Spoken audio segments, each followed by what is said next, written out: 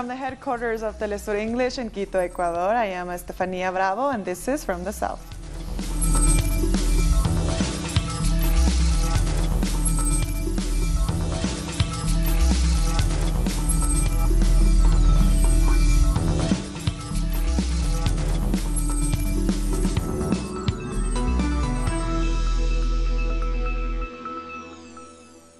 Venezuelan President Nicolas Maduro has unveiled significant monetary reforms. He is redenominating the Bolivar by knocking 3 zeros off the currency. The new monetary reform will become effective on June 4th. President Nicolas Maduro said this measure intends to protect Venezuela against currency speculators and especially from the economic sanctions imposed by the United States. On June 4th, a Monday, a new currency system, a new vision and currency system. It's already a currency redenomination, 3 zeros less. A new currency system to defend the Bolivar, and it will now be called the strong Bolivar. I call for the defense of the Bolivar for all Venezuelans. There are those who want to have the US dollar in the Republic. No Venezuelan will not be a US colony. We will defend the Bolivar. We will defend the petro. We will defend our monetary survival and the economy of the motherland. Under the reforms, a 1,000 Bolivar note will now be worth 1 Bolivar. Venezuela will have 2 new coins, half Bolivar and 1 Bolivar. It will also have new notes that range from 2 to 500 Bolivars. Currently, the largest note is 100,000 Bolivars. Maduro also announced that citizens and companies will now be allowed to use the country's cryptocurrency, the petro, to purchase real estate and pay taxes. People will be able to buy petros using 4 convertible currencies in the world. They can also use Bitcoin, Ethereum, and SEM to buy petros. The president said they sold $5 billion during the cryptocurrency's pre-sale. Orders came from 133 countries, including Colombia, Spain, Argentina, and Germany. Jamaica has made a formal offer to repurchase Venezuela's stake in its state oil firm Petrojam.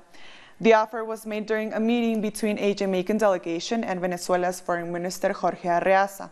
The meeting was aimed at strengthening energy ties between the two countries.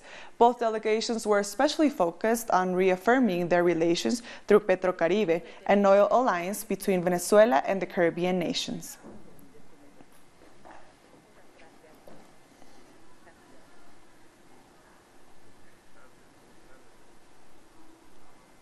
And Venezuelan Minister of Communication Jorge Rodriguez has started a European tour called For Truth and Peace. The aim is to make other nations aware about the reality of Venezuela's economic and political position and not be dependent on the United States depiction of the country. Rodriguez will first visit Spain and then France. Venezuelan President Nicolas Maduro has reacted to the resignation of Peruvian President Pedro Pablo Kuczynski. He expressed his support to the Peruvian people in their battle against corrupt politicians. ¿Qué cosas de la vida, verdad, presidente? The one who didn't want me to go to the Summit of the Americas. As it turns out, he's the one who won't be going. A salute to the people of Peru. They're going through a difficult time. Long live Peru. My solidarity to the people of Peru. We don't interfere in the internal affairs of the other countries, as did Pedro Pablo Kuczynski, along with his right-wing pro-imperialist group, which has attempted to destabilize us. Kuczynski was a lobbyist president, and he came to give us moral lessons, and now the corruption has blown up in his face. Meanwhile, in the Peruvian capital Lima, demonstrators have taken to the streets to protest against political corruption. The rally resulted with clashes between protesters and the police. Demonstrators were in the streets to ask for new elections after Kuczynski's resignation. The police deployed tear gas against them as demonstrators hurled stones and water bottles at the officers. A few journalists were injured in the clashes, but the number has yet to be confirmed.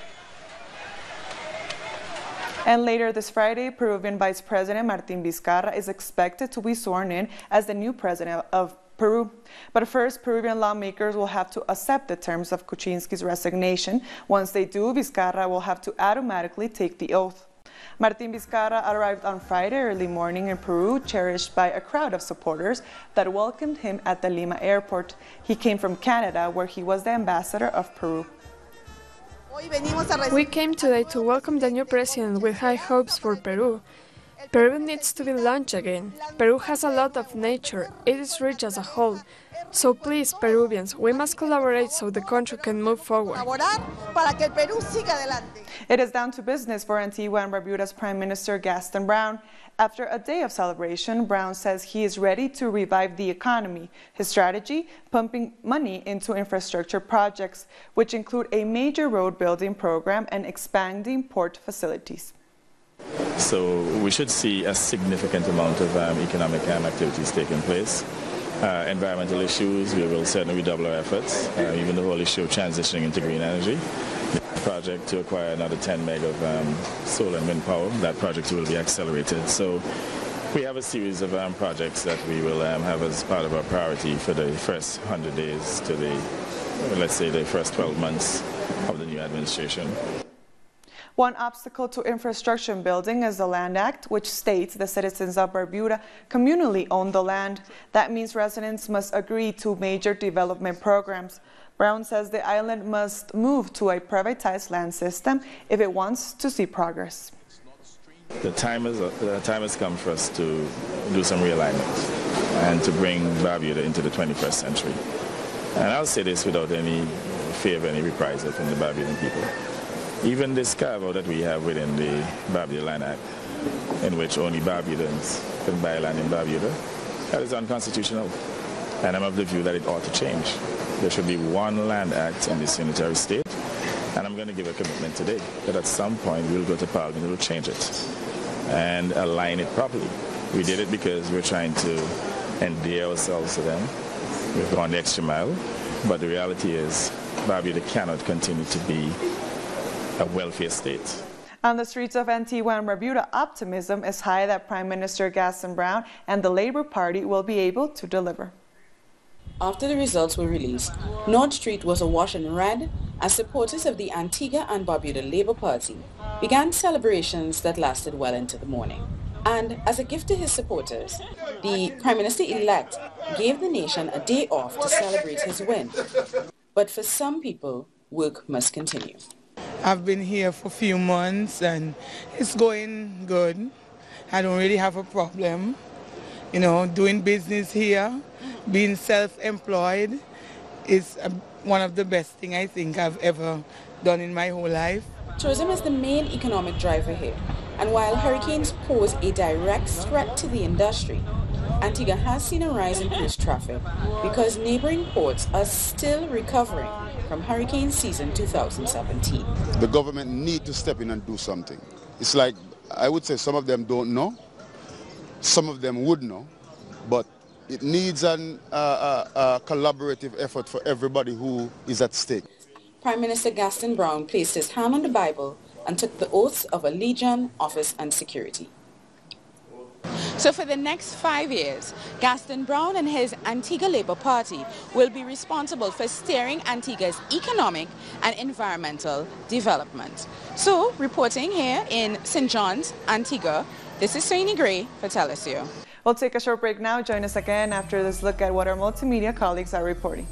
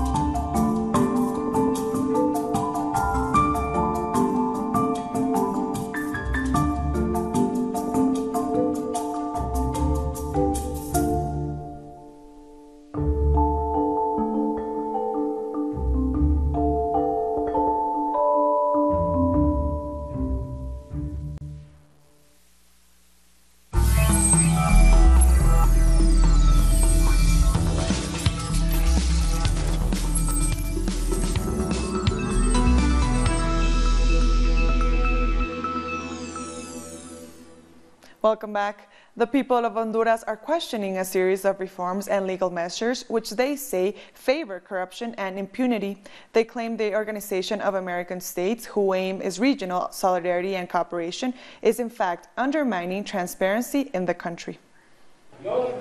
Civil society leaders in Honduras have expressed shock and anger after Honduras Supreme Court deemed the accord between the government and the OAS, Support Mission Against Corruption, to be unconstitutional. What's been happening across Honduran society over the past few months, and mainly in the northern regions, it's a counteroffensive by corrupt individuals against a movement that fights corruption.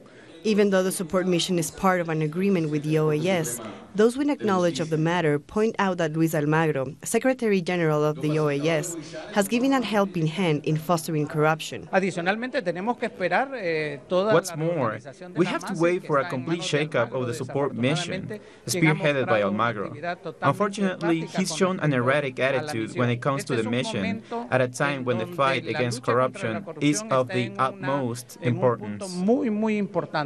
The Supreme Court has also freed former lower house representative Lena Gutierrez, who was linked to a Social Security embezzlement scandal. We're not surprised by such a disrespectful development, disrespectful of people's life, who have had to suffer thanks to shortages at the Honduran Institute of Social Security. We are painting a picture for Hondurans and for the world in general that shows our government rewarding corrupt individuals and those in power.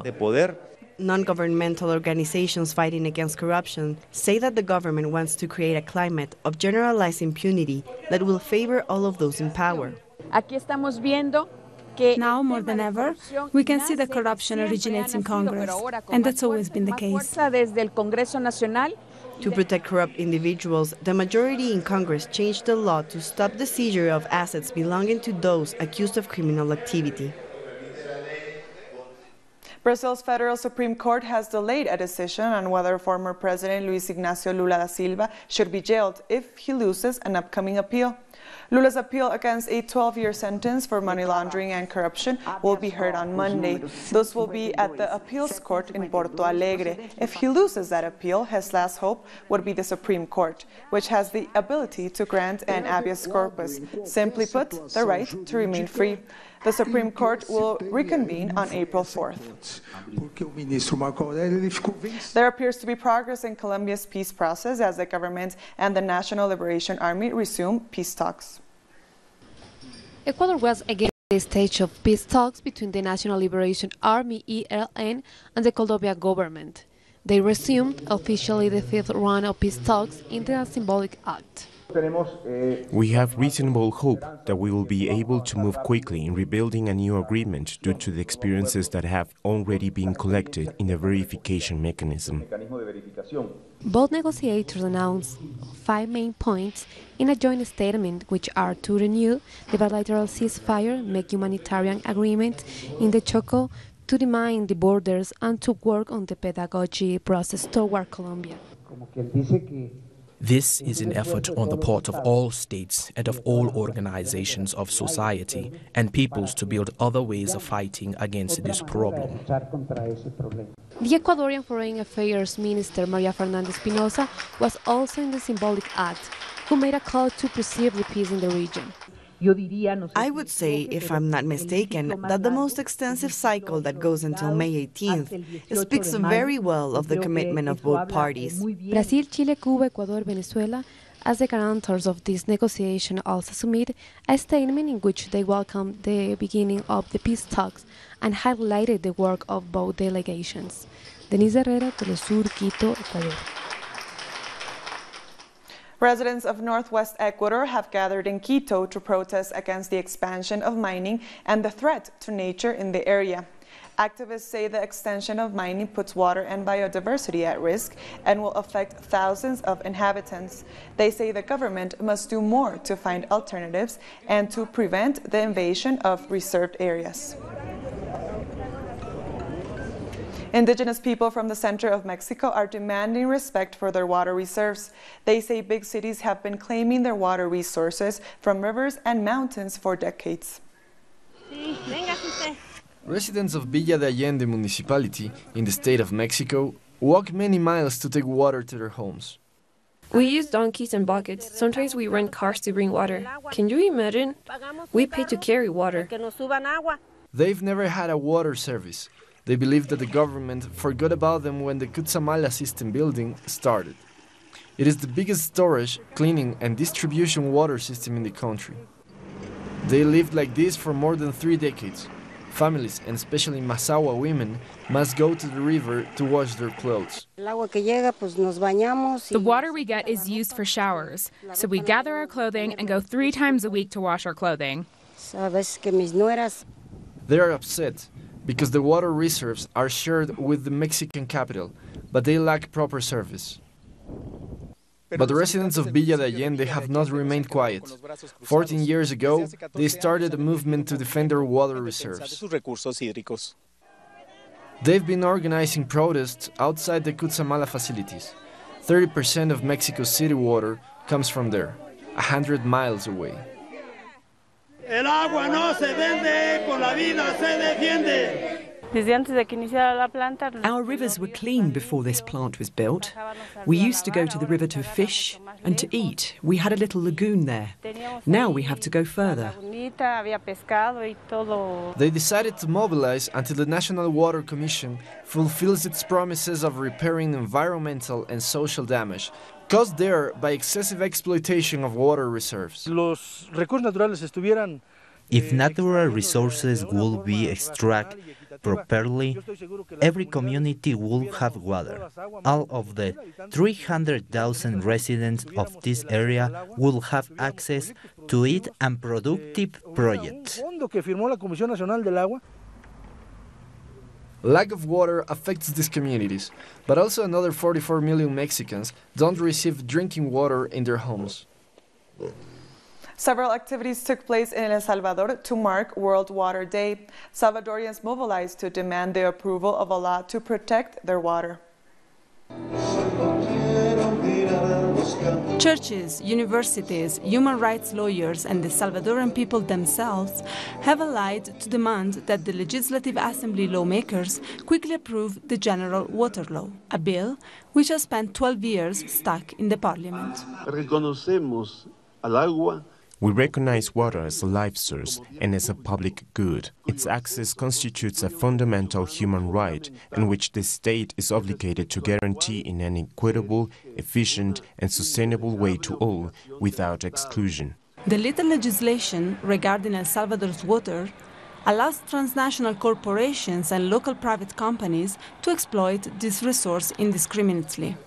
According to residents of Nahulingo in the department of Sonsonate, the Phoenix Construction Company lacks proper construction permits. One of their projects is to build a new housing complex. These new 700 houses will put their sewage into the Ceniza River, a water current that provides for some 2,000 people in 11 communities. There are children and there is a significant elderly population lying in these communities near the river, and they utilize the river water for their domestic functions, and water sources that are close to the river are used by the people as drinking water. The villagers took to the Ministry of Environment to demand the construction of the housing complex to be stopped due to the environmental damage that it will cause. We are not here to fight for special interests. We are defending our community's interests, which is water, and water has to be clean and potable. On May 1st, new deputies will make up the legislature. Most of them are from right-wing parties and have been widely accused by social movements of blocking the approval of the water law in favor of its privatization. We'll take a short break now. Join us again after this look at what our multimedia colleagues are reporting.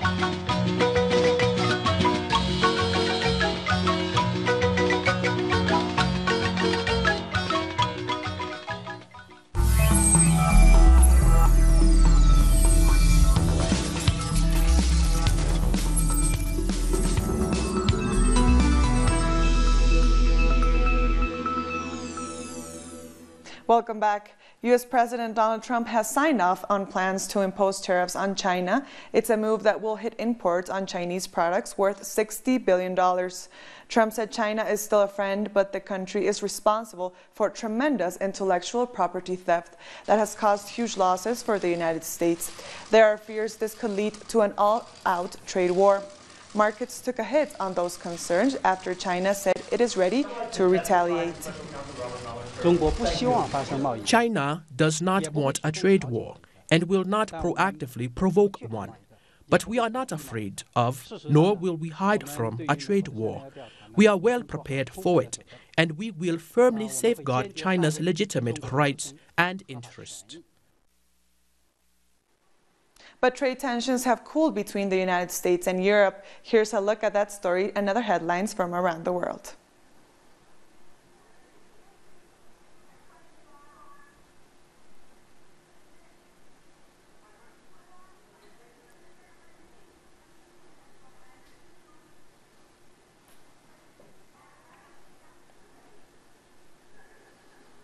We are having some technical issues right now, but more stories now. There are reports coming in from south of France that 2 people have been killed after a gunman took hostages in a supermarket in the city of Trèbes. The number of hostages is not clear at this point. The mayor of the city said the attacker claims to be a member of Islamic State's group. Police have rushed to the Super U shop and are trying to bring the situation under control. France has been hit with several deadly attacks since 2015. Around 130 people were killed in multiple attacks across Paris in November 2015.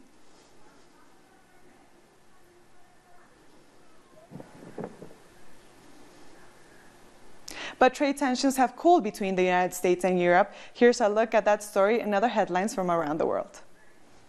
The United States is temporarily exempting the European Union and 6 other countries from high import duties on steel and aluminium. Argentina, Australia, South Korea and Brazil will now be exempted, along with Mexico and Canada. Experts say this suggests US is tempering its protectionist trade policies and targeting specific metal-producing countries. EU leaders have welcomed the exemption. We've been working very hard to secure an EU-wide exemption to the steel tariffs that the Americans have announced. I'm pleased that they've announced a temporary exemption for the EU. What I'll be working with my fellow EU leaders today on is to see how we can secure a permanent exemption. US President Donald Trump has removed his national security advisor, H.R. McMaster. Replacing him will be the foreign policy hardliner John Bolton, a familiar face in the George W. Bush administration. Bolton has publicly spoken in support of war with Iran and North Korea. This replacement comes a week after Trump fired Rex Tillerson as the Secretary of State. Political analysts say Trump is reshuffling in his core advisors team ahead of upcoming talks with North Korea in May. The Philippines Anti-Drug Agency has burnt more than $50 million worth of seized narcotics. The stash was discovered during a raid in the capital Manila, during which 13 suspected dealers were killed, 100 others were arrested. The Philippines has been waging a bloody crackdown on narcotics ever since Rodrigo Duterte became president in 2016. The anti-drug operation has killed more than 4,000 people. And we've come to the end of this news brief. These and many other stories, you can find them on our website at telesurtv.net/English. And join us on social media, Facebook, Twitter, and Instagram. For Telesur English, I am Estefania Bravo. Thank you for watching.